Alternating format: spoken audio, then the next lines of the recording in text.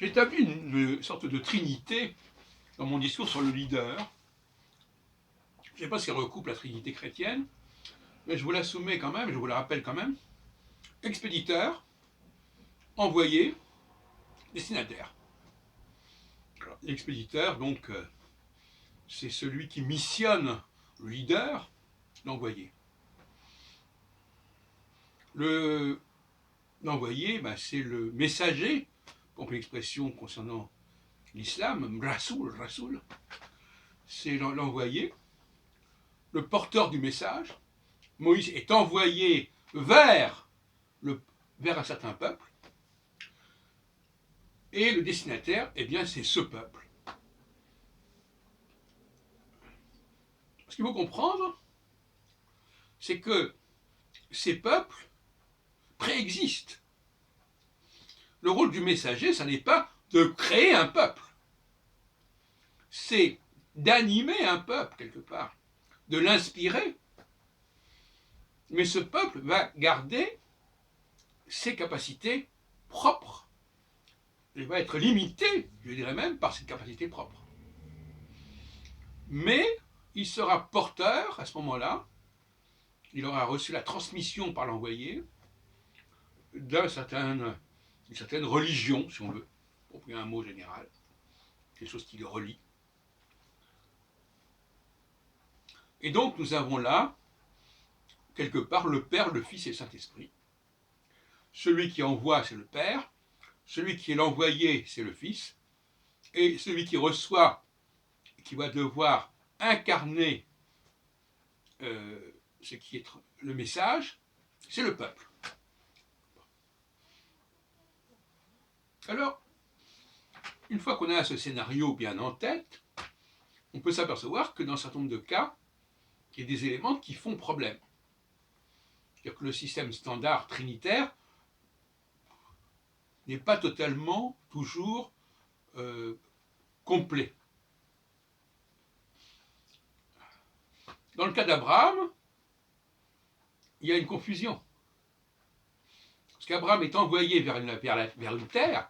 Alors effectivement, le destinataire, il a une terre, il est quelque part. Mais en même temps, on dit qu'il sera lui-même le père d'un peuple. Donc un envoyé ne peut pas être le père d'un peuple puisqu'il est envoyé vers un peuple. On ne dit pas que Moïse est le père du peuple hébreu. Il dit qu'il va être envoyé vers le peuple hébreu. Donc là, il y a une confusion qui, à mon avis, a ses raisons d'être. Et contrairement à ce que disaient certains commentateurs que j'ai vus sur Internet, les Écritures ne sont pas forcément d'un seul tenant. Et quand on dit qu'elles ne peuvent pas être contradictoires, c'est une plaisanterie, tout simplement parce qu'elles ne sont pas écrites par une seule et même personne, et surtout au service d'un seul et même parti. Donc, il faut faire attention à ce qu'on dit. Alors, je fais la synthèse un peu de ce que j'ai dit dans ces dernières vidéos, ces derniers jours. Je rappelle que nous sommes dans une période de coronavirus et que j'essaye d'apporter à mes auditeurs une substance qui peut les nourrir pendant cette période de jeûne culturel. Les Juifs d'Europe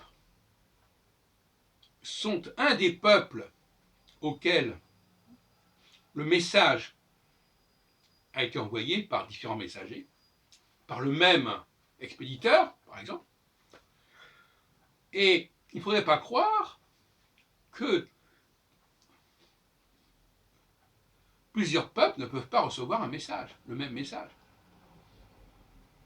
avec des confusions qui peuvent considérablement se présenter. Par exemple, rien ne prouve que les Ashkénazes soient le même peuple que les Séfarades, même s'ils ont reçu et adopté le même message. Et rien ne prouve que les Séfarades et les Ashkénazes soient le même peuple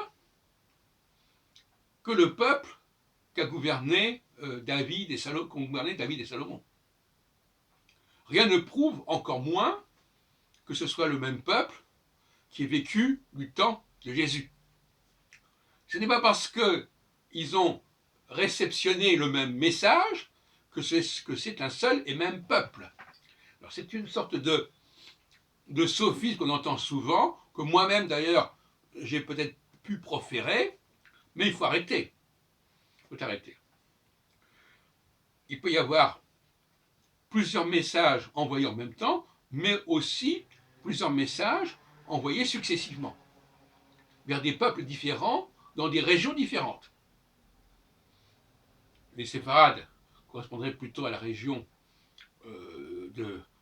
qui est marquée par l'islam, par exemple, et les ashkénazes plutôt vers une région qui est marquée par le christianisme. Je dis ça comme ça, pour situer, globalement. Mais il ne faut pas être...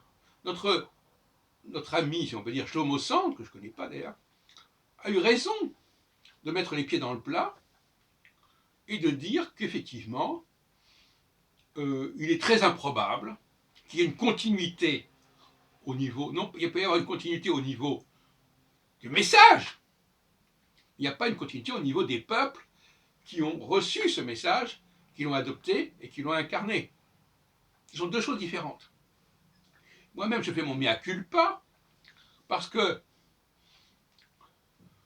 je répétais un petit peu machinalement, bêtement, je dirais même, que